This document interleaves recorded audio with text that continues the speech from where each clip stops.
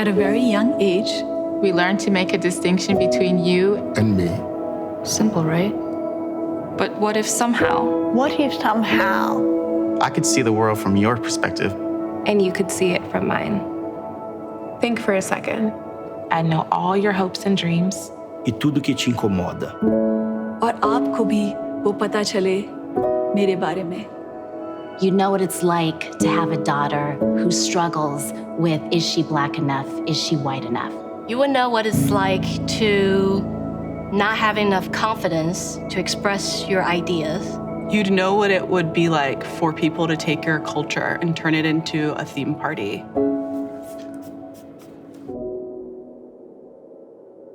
You would know that every time that you say you have a husband, people pause. To be gender non-conforming. To be comfortable being uncomfortable a lot of times. You know what it's like to lose your little brother to HIV. You'd know that there is struggle and pain, but also a lot of hope. And suddenly, And suddenly we would see That although our lives are very different, they are also very much the same? And that bigger than you and me is us. Novel. and as us, we know this. You don't have to look like us. Worship like us. Live like us. Or love like us. To stand with us. Of course, you'll always be you. And I'll always be me. but there's nothing stopping us. There's nothing stopping us. There's nothing stopping us. There's nothing stopping us from becoming us. Ngote. 你自己比 Kami. Nosotros. 我们 Nós. We're stronger as us. We're stronger as allies.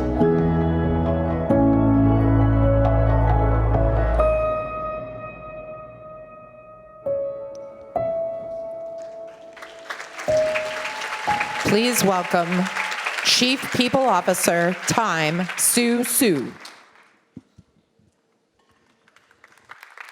Hi. Great. Hey, everyone. You know, sports metaphors are often used when we talk about equality. And perhaps none more than we need to level the playing field. But let's think about that for a moment. Leveling the playing field assumes a lot of things. It assumes you know where that playing field is, you know how to find it, how to get there. People on the playing field who may have gotten there before you have invited you on to play, and they've invited you as an equal, not as a favor. And once you're there, you're given a shot. They pass you the ball. And the fans who are all around are cheering not just for some of you on the field, but they're cheering for all of you. So a lot has to happen if we think about that playing field. And most of all, you don't want to find out that just around the corner, right out of your line of sight, there's another field. Like, wait a minute, how'd that happen? And the grass is literally greener on that field. Wait a minute. And you know what? You didn't know about that field because you weren't invited. No one told you about it. And it turns out they were playing a totally different game on that field. So, but one of the things I love most about sports is that it represents the optimism of humanity renewed over and over and over again. You lost your game yesterday? You know what? You're going to win that game today. And you're going to win that game tomorrow. So today, speaking of today, we have the amazing opportunity to hear from two powerful optimists who decided, you know what, maybe waiting for that invitation to whatever other field there is, I don't know if that's going to work.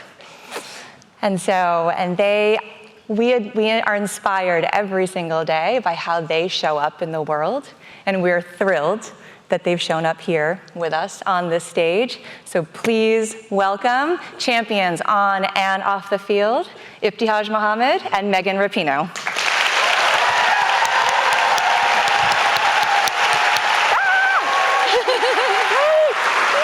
Awesome.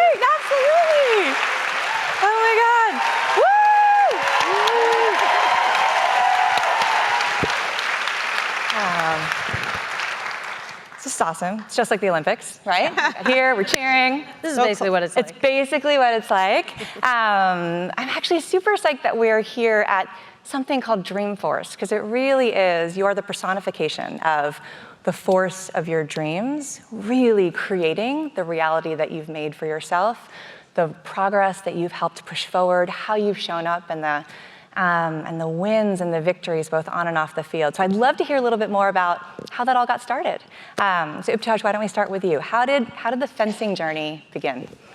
I grew up in New Jersey, about 30 minutes outside of. Are you from Jersey? Yes, I am. Very exciting. Awesome. Woo! Who else is from Jersey? There's a lot of us here. Very excited. Very great. I grew up about 30 minutes outside of New York City, Maplewood, New Jersey, and in our family, my parents just really pushed this idea of sports. We didn't have much of a choice. It was like, which sport do you want to play? And as a Muslim kid who would eventually wear hijab, it was really difficult, this idea of uniform for me. When we think of the uniform and what that means, there's this idea of unity. It kind of creates this family-like bond. And for me as a kid, I didn't have that because I was always adding something to it to make it more modest. Yeah. And at 12, I discovered fencing. I was at a stoplight. My mom and I saw fencing in a school cafeteria. My mom said, don't know what that is, but I want you to try it out. And the rest is kind of history. I went to the Olympics after that. That's what normally happens when I go to the grocery store as well. It's amazing. Yeah. And what about what your mom saw in the window, said, I'm going to find out more about that? Well, she probably got tired of going to the sporting goods store to add stuff to uniforms. But it was really this unique opportunity for me as a young athlete to participate in a sport that uniquely accommodated my religious beliefs. And it was the first time I really felt a part of a team. I was 12 when I started fencing, and I didn't know that there would be opportunity for me in sport where people didn't see me for being, African American, or didn't see me for being Muslim, or didn't see me for being a girl. It was really just about, could you win? Mm-hmm. And so once I put my mask on, I kind of felt like a superhero in a way. Yeah. Because it was really like, how hard can you work and can you win? That's awesome. Yeah. And Megan, how about you? Oh, take it all the way back? All the way back. We're going all the way back. I think the catalyst, I'm one of 6 kids. I'm a twin, and we're the youngest. The brother above us is 5 years older, so I think probably as a babysitting mechanism, we were dragged everywhere. One of the places we were dragged was soccer fields. My older brother played, Brian. So I think, having a built-in buddy right on the side where my mom could just be like, do your thing over there. Brother was practicing, and we kind of fell in love with it from there. And then obviously, progressed from there. But I think it was just being able to play and kind of having that freedom and, having someone that you could actually play with kind of was the catalyst of loving the game, I guess. Mm-hmm. That's awesome. Both of you have spoken so powerfully about team and what that means and how you show up for each other, including, once you're there, it really is, can you win versus what do you look like and where do you come from? How do you, in a world in which we have this amazing opportunity to stand up for things we believe in, how do you balance both being seen for who you are and what you're proud of, as well as stepping on that field, letting that all go, and letting the actions speak for themselves? Mm-hmm. I don't really try to balance it. Yeah. I love it. Yeah, I don't think you need to it's funny you talk about the idea of a uniform, and I always hate uniforms. Yeah. I love you, Nike, but I hate the idea of a uniform. The thought of 20 people all wearing the exact same thing at the same time in the same way, and they never want modifications. Yeah. The people or whatever. And it's just why can't you bring your own personal style to it and just express yourself in some sort of uniformity, but just express yourself in the way that you want to or that you see fit. And I think I take that, to your question. I don't really try to balance it all. Obviously, I have to wear a uniform while we're out there, and you are part of a team. But I think, for us, at least on the national team, we would much prefer everybody's personalities to be out there front and center, understanding that when we let everyone free and let everyone just be themselves, then that's how we get the best out of the team. So I don't really think about like, oh, now I'm on the field, or now I'm, doing a speech, or now I'm here, or whatever. I'd probably lose track and do something wrong. So I figured it's all the same thing to me. Yeah. You're just representing yourself, you're representing your country, I think if you're authentic and you're coming from that place all the time, then it really doesn't matter what space you're in or where you're at, you just get to live. Yeah, love that. Yeah. I think that it's that opportunity that exists to just kind of go out there, you show up, you bring whatever your best attribute is to the field of play, and I think that that's one of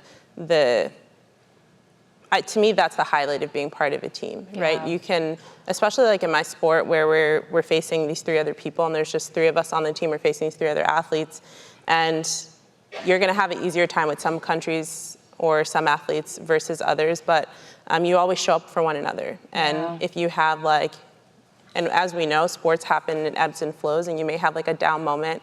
You may not have the best day, but maybe your teammate shows up that day. And it's not about, like you said, where you're from or this identity that you necessarily bring to the field of play. And I feel like if I did bring that with me all the time, it would almost feel like a weight I would have to carry around. Yeah. And I think that sport gives me the opportunity to just go out there and I don't know, live my best life through expressing myself, I guess, with a weapon in my hand. Right. Yep. You are a superhero, obviously. It's interesting. I mean, it's incredibly inspiring to hear how you stand up and bring your fullest self, and that's what it's all about. And I think for those of us or those who might be in the audience or watching who may not have that courage or might be scared, I remember growing up as a little kid having that same feeling, having been told by other people of color, yeah, Asians don't really count. Or like, what kind of advice would you give to children growing up who are seeing you and seeing how you're showing up in the world? How amazing that they have this moment to be able to watch that. What kind of advice would you give to them? I mean, I lived for Megan during the World Cup as like all of us did, right? But I think,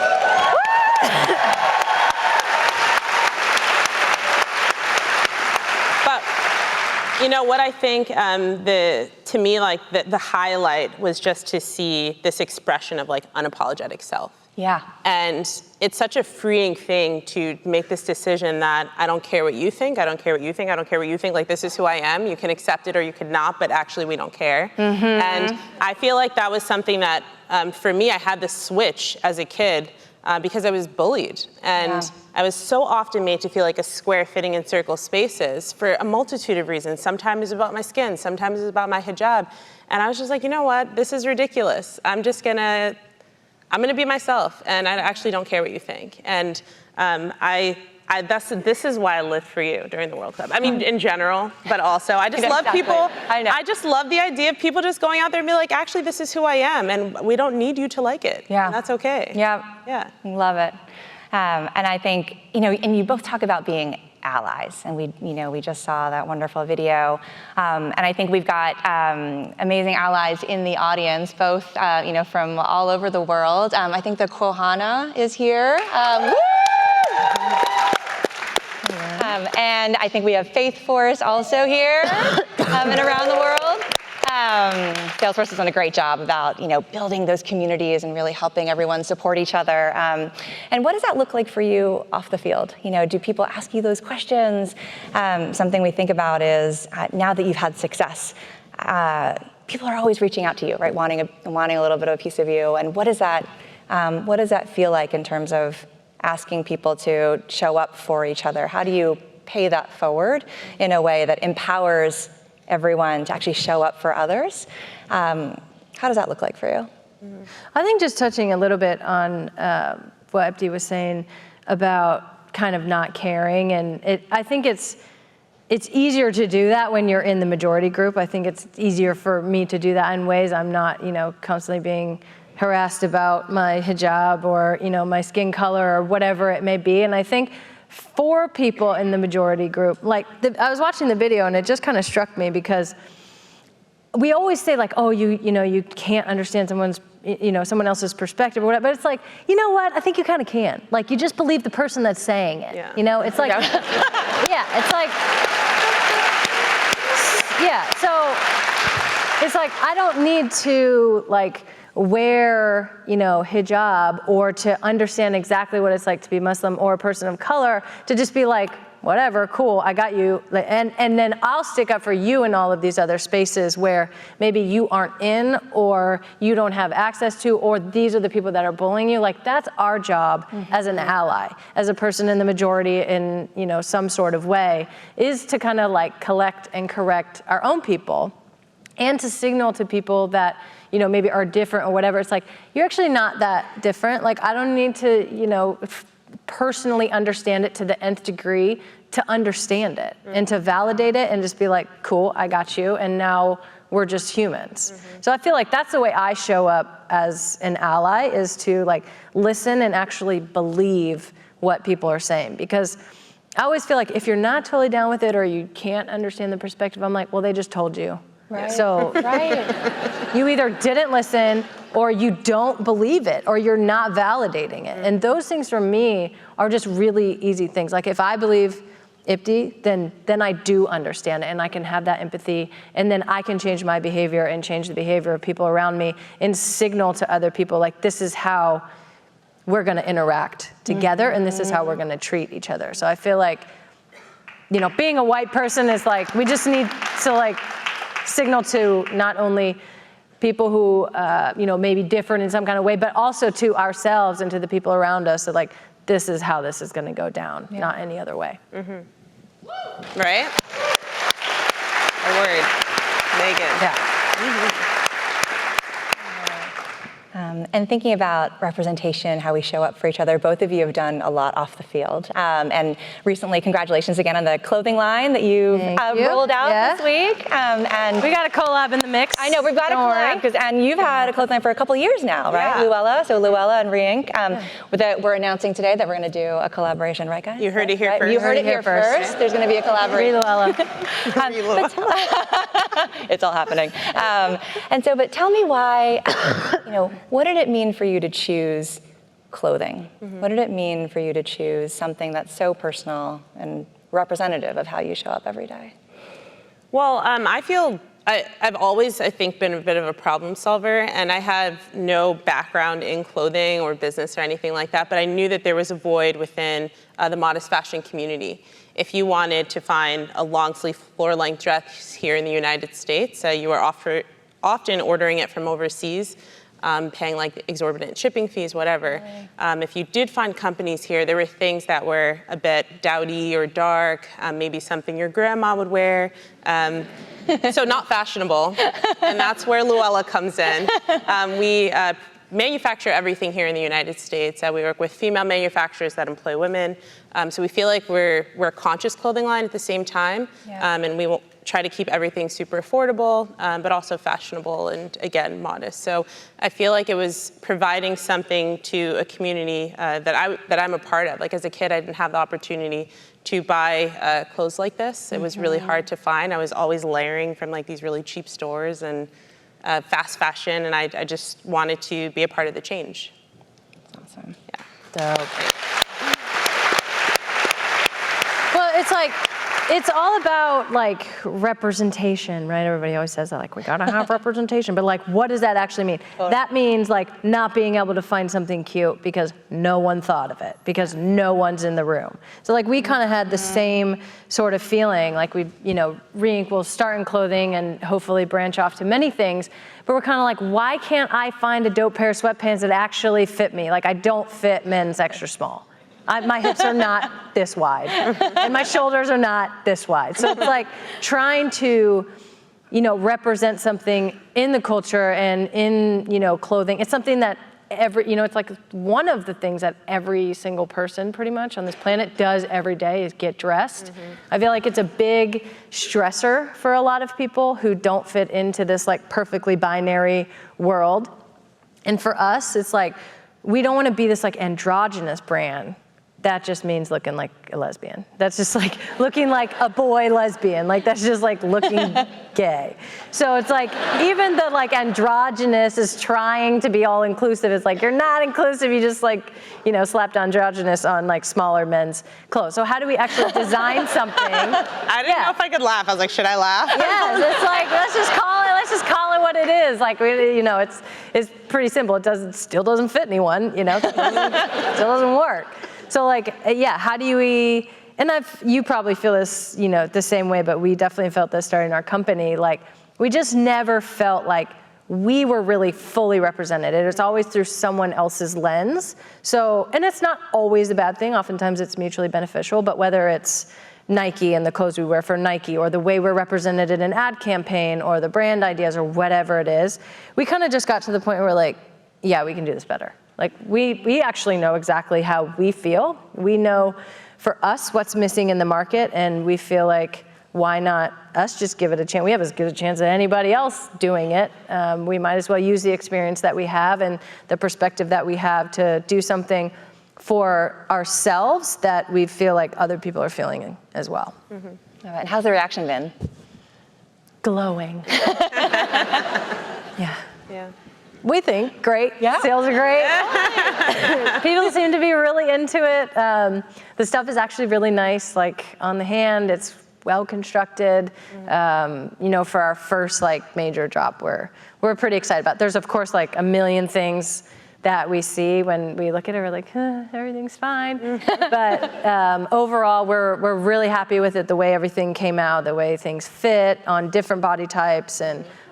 Different genders and all that. So we're so proud and so happy that it's actually like a living thing in the world. That's awesome. Yeah. Awesome. And to go back to everyone wearing the same uniform on the field at the same time, tell us about the World Cup. Yeah. I was there. I wasn't playing. Oh my God. I was there. I had to do pink hair to get out of the uniform, basically. I'm like, need to change it up. The World Cup was insane. I mean, I just, obviously the soccer part of it was great. We did the thing we were supposed to do. We won. It was amazing. But yeah, to be able to transcend so far past the sport is the best part of it. I feel like we gave people a vehicle and an inspiration, motivation to talk about these things that people want to talk about, and sometimes it's just really hard. Like you're the only woman in the office, or one of a few, or whatever, and you're gonna like bring like equal pay. You're gonna be like, oh hey, hi, it's me again, you know. And now you have like this kind of like fun way to bring things up. And I think that we sort of showed people a way forward and a path forward in this time that's divisive, to say the least. A way to express exactly how you feel, what you stand for, and who you're with, without it being this really negative name-call-y kind of thing. We can leave that to other people, but for us, it's like, this is what we're about, this is who we are, this is who we stand with, and we're proud of that, and also, we're awesome, and we did the thing, so like, we're gonna go hard.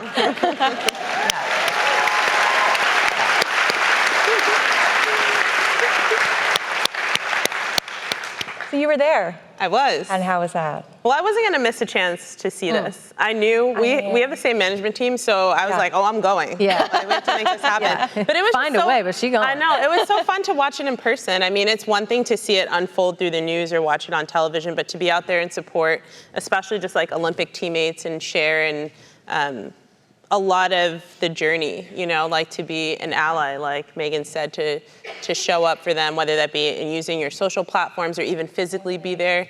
But I support everything that the women's team stood for in that moment. And I think that Megan's like so sweet. She's like, we, which I think is awesome because it's a team, but I feel like she really spearheaded this idea of like be unapologetic and like stand up for communities that that often go unheard. And I appreciate so much of the work that you did during the World Cup and even the things that you do now. Clearly I'm a fan and also a friend, but I mean,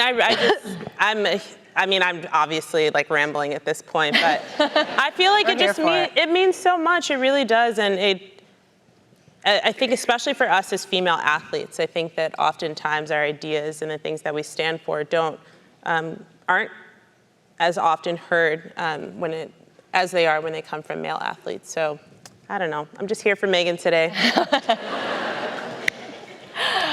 You've also done pretty well. She's done all right. So tell me, how was the Olympic experience for you? It was interesting learning about, hopefully I can share this, but like your first Junior Olympic experience did not go. Are you really taking it that far back?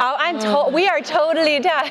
We're doing all of that. But it wasn't what you had hoped for, right? And then to see that road and get to the Olympics, what was that experience like for you? Well, I don't know how far back you're going, Junior Olympics, or if you meant like, I failed to qualify for my first Olympic team, so that was also a mess. But the Olympics to me still feels like it was yesterday. I can't believe we're on the heels of the next Olympic Games. It's still a pinch me moment in my life. It was something I worked really hard for, and I'm assuming that you read my book from what you're saying. But in my memoir, I just document a lot of the really difficult moments as an athlete, particularly as an athlete of color on the U.S. fencing team, where it was a struggle. And so to have the opportunity to represent the United States at the pinnacle of sport was really the highlight of my life. And I know that I wouldn't be there without being resilient. And I feel like it's important to use our platforms to kind of share these stories and these journeys that are not as unique as we all think. It's something that I feel like happened because I worked hard, but I share my story because I want, especially the youth out there, to know that you can have a similar story, a path of success, if you kind of ignore the people around you and you just do your own thing. Yeah, no. And it's interesting if we think about the people around you and the courage to be like, yeah, you know what? I don't care. I'm going to show up the way I'm going to show up. And then at the same time, you both have built really strong communities around you, whether it's family and friends that you rely upon, right? When training takes so much out of you, or being on the road all the time takes a lot out of you, how do you take care of yourselves in those moments? Self-care. Yeah, as you can see, I'm hacking all over the place. I'm really sorry. I'm trying to hide it. I keep a pretty tight-knit group. And with that, always interested to talk to new people and get to know new people. But I feel like it's not that I don't care what anyone thinks, because I obviously do, but it's the people who I really get my feedback from are people that are going to be really honest with me. And so I think part of that self-care for me is like always getting that feedback. Like, am I sort of, being true to myself, people that have known me a long time. I mean, part of what's interesting about this time is like, anybody can just come up and like, tell you you're amazing. And there's a lot of people doing that right now. But like, what does that mean? It's like, this person doesn't know me. They don't know me from like 10 years ago. So like, how many data points do they actually have about that for me personally to feel good about myself and what I'm doing? So I keep it pretty tight, and they are quick to let me know if I'm ever slipping. So. Great, thanks. Hi, Mom. Yeah. She's like, I just had a couple of things that I want to talk about.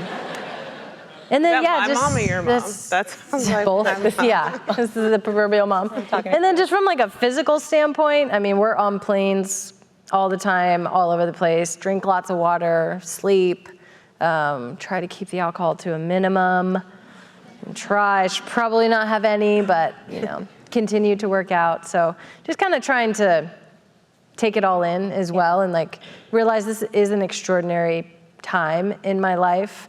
In that sense, but also it's just extraordinary. It's out of the ordinary. Like eventually it'll go back, but just trying to really enjoy this moment and, also leverage it for the things that I feel like are good and worth the time and energy.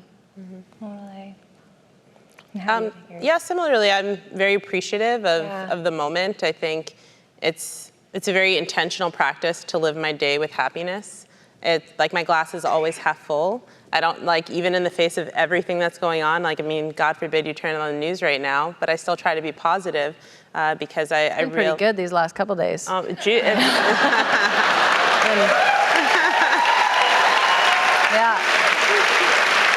Pretty exciting stuff. I mean, it's like, is it a soap opera? Is this real? I mean, it's pretty juicy right now. But I really try to to be appreciative of the moment. I realized that it's not something that's afforded to everyone, and just like Megan said, take advantage of the opportunity that's in front of you. Totally. Soap operas aside, let's go back to the equal pay question. Let's do that. Yes. Right? How are we doing?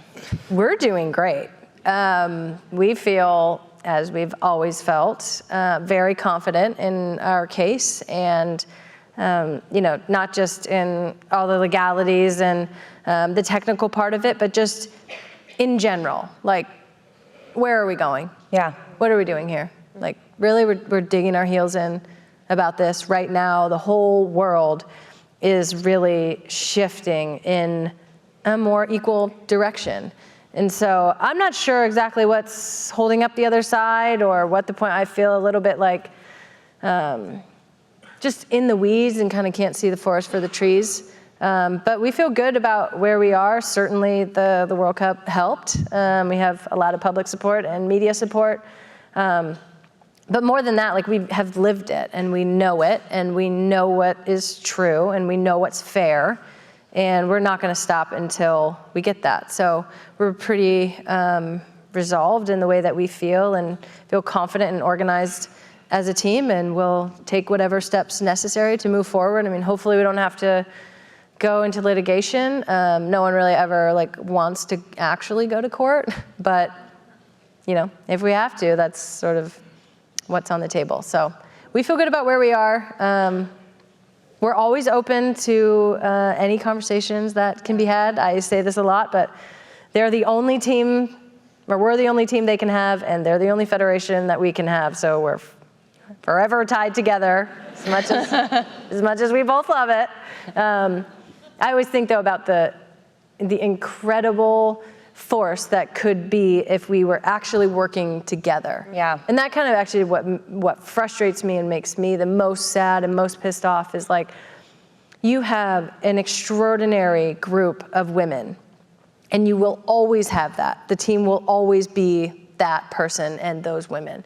And, they're seeing firsthand what it's like when we're organized and educated and together, and we're a pretty strong opponent, I would say. So just imagine, if the goal is, in a large sense, to push the game forward and to serve the game and to grow the game in the United States, imagine if you could do that with 23 of the most powerful women, not only in the sport, but in culture and in our society right now. And you'll sort of always have those women. Like, imagine what we could do. I just feel like this is a stupid fight, and it's a waste of time and energy and money and brainpower and resources and it all.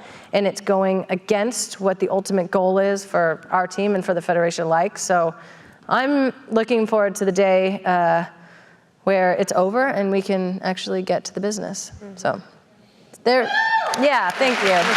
Ball's in their court. Yeah. As Colin Kaepernick just said, ball is in their court. Ball's in their court. Totally. And I was thinking, sometimes when you stand up for something, you have to kneel. And you chose to do that as well. I was thinking, actually, by this time, since the workout was last weekend, that maybe Colin Kaepernick would have landed with the team. That movie played out a little bit differently, but talk us through what went through your mind in terms of making that choice to kneel in order to stand up. Honestly, I think it was just what I was saying before about we do actually have the capacity, while me not being Colin Kaepernick or not being a person of color who has experienced these things personally, as soon as I heard him speak and what he was saying, obviously seeing all the coverage about it, realizing how his message was being muddled purposely and in a racist fashion and in order to keep the status quo. I mean, as soon as I heard him speak and what he was saying, it's like, well, this shit's not happening. We'd just gone through such a violent and crazy summer in 2016. There was so many, very public shootings caught on camera. There was also the 5, Dallas police officers who were sniped down, and it's sort of all this kind of same thing. And so right away, I was just like, oh, well, this this makes sense. This is something that I can do. This is how I can show up. I've been in a position of asking people to show up for me, whether it be marriage equality or whatever it is, equal pay. So I was just like, oh, this will be an opportunity for me to show up and hopefully, gain other people in support. I didn't think I'd be one of like 2 or 3 white athletes to show up. I feel like we really should be disappointed with ourselves as a whole with that. But yeah, I just felt like it was not something that I mulled over for a long time. As anyone in my life knows, I didn't discuss it with anyone. Not because I was hiding it, but just, I just did it. It just was the right thing to do. And I think, obviously, in hindsight, I stand very firmly on that and still, stand very firmly with Colin Kaepernick and everything that he stands for. But to me, it just goes back to, it's like, do I believe you or not? Yeah. And can I help you or not? Yeah. And if I believe you and there's a way for me to help you and you're not doing it, then that's on you. I'm not surprised that his story was spun in the way that it was, and also, or also that people didn't show up in the same capacity, right? It's shocking that we have these huge, entities that exist, whether it be NBA, NFL, like soccer, whatever, and athletes have a choice, right? You have a choice, a conscious decision to show up for one another, and not just like athlete to athlete, but like human to human. And I think that this is all driven, financially driven, the decisions that people make, because they don't want to lose endorsement deals, they don't want to lose their jobs if they don't have guaranteed contracts. So I think it's a lot of self that happens in the conversation where people kind of talk themselves out of being allies and finding their footing in activism, which to me as an athlete who comes from a smaller sport, who is a person of color, it's so infuriating. So it's like, my mindset is that God has something written for you already, so like why not just go out there and throw caution to the wind and show up for one another and stop being so self-absorbed. But then again, in fencing, we don't make a lot of money. Who's to say what I would do if I were LeBron? I don't know. I'd like to think that I would show up for other people. I really do. Yeah. To me, it's like Megan said, it's not even something that you consciously think about. You're like, well, of course I believe you. Of course. Right. I can actually see this person getting shot on camera by a police officer. There's no gray area. We see it unfolding in front of us, and it's a matter of like, what do we do? And also, to use the opportunity of everyone in this room, don't think that you have to be an athlete or you have to have a large platform to show up and be an ally. Like if you have one follower, if you have a family that you sit across from at dinner, if you're a human being, you can actually show up for one another. Yeah.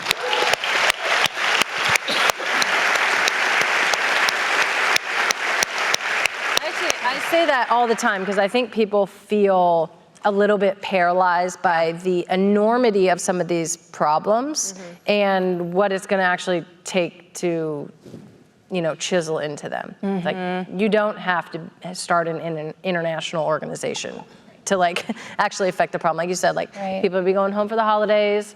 Are you having those conversations? And the hardest conversations are the people that are right there next to you, that know you, that, maybe they're a good person, but they're making an offhand comment. Are you going to say something? Because that's the problem, is that in our own communities, in our own lives, we're not having those conversations. So then when it's time to stand up for someone you have no idea about, you don't know them, and it's time for you to put yourself out there to believe in someone else, it's like, and you can't even have that conversation with, your uncle or aunt or whoever it is. Like, you can do those little steps, and those make the biggest difference in society. Think if everybody was having those honest conversations in their households all the time, then we go back into the world with that greater sense of empathy, things would change so much quicker. That's right. We think every day, Time is this wonderful brand called Time for Kids, and what we pursue is, how do we equip the youngest of our citizenship, right? With news literacy. How do you equip them with understanding what the truth looks like and the questions that you can ask? And I think about, what are the messages that we can equip, again, our children with? And just seeing people start with the question, ask the question, right? Within your individual realm of family or your workplace or the club that you're with or anything like that, asking those questions. And I think what's important as the partnership to asking the questions is really being there to listen and just to be have that empathy and to show up for each other. Fencing is such an interesting sport in this way, and just as you said, there might not be a lot of money in fencing right now, and also you're one of the very few people of color who are either on your college team, and so what was that journey like in terms of both asking those questions and listening in terms of how you move forward using fencing as a metaphor for showing up in the world? Well, I struggle with this idea because I don't think that posing the question should always fall on the back of the minorities or like the oppressed people, right? Totally. So my standpoint on this as an athlete was that I shouldn't have to carry this baggage with me when I'm competing. It's unfair, and I think that this idea, even as a Black athlete, that I have to be exceptional in order to be accepted. It's frustrating, and so my approach in sport, whether it be like my 10 years on the national team or my time at the Olympics, was just to show up as my best self as an athlete. So how well can I do, and let me focus on my craft, because that is an opportunity that's not given to everyone, and I worked for this, so I'm going to do this, right? I don't have time to try to check your racism or your bigotry because it's not my job. Like, clearly you're super ignorant, and it's not my time to kind of undo and understand why you're like this. I've never carried that burden with me. I'm like, it's too much. And as someone who is often a one-on-one in spaces, I'm sorry, I just don't have time. Some days I have time, whether it be at the airport and having to check someone for being rude or racist or whatever, I have time today. But most times, I got time for your ass, because you're rude. Most times I feel like it's a form of self-care to just kind of like be able to exist in my own space and not have to constantly go behind and try to understand why someone is this way and use my opportunities as like very visibly Muslim woman or African American woman. Like, let me use this opportunity to show them that we're not the way that you think we're. I'm like, no, actually you're ignorant. I don't have time. But that's a choice that I make. Everyone's not like that, and I respect whoever has time. I personally don't. It's too much. It's like, it can be really overwhelming. And as an athlete who, my goal is to represent my country or myself well that day in competition. It's like, I mean, Megan can tell you, it's like you have too much going through your head, game day, whether that be nerves, anxiety, focusing on whatever, goal you have that day. To add that layer, I think, can be really overwhelming.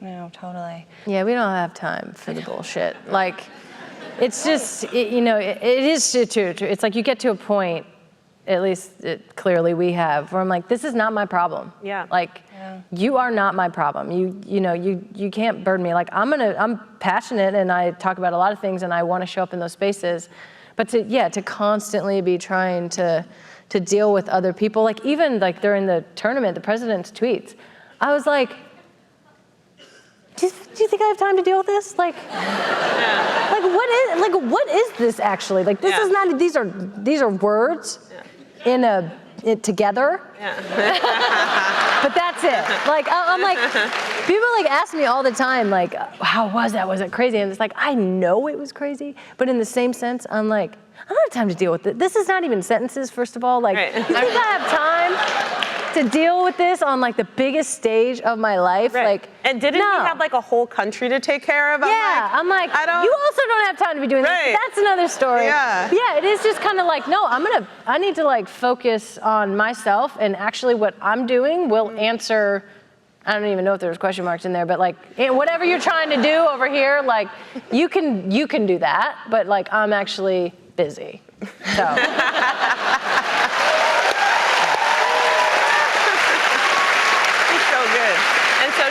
It's so true. Like, I'm busy. Yeah. Booked and busy. Booked and busy. Right. She's busy. Look.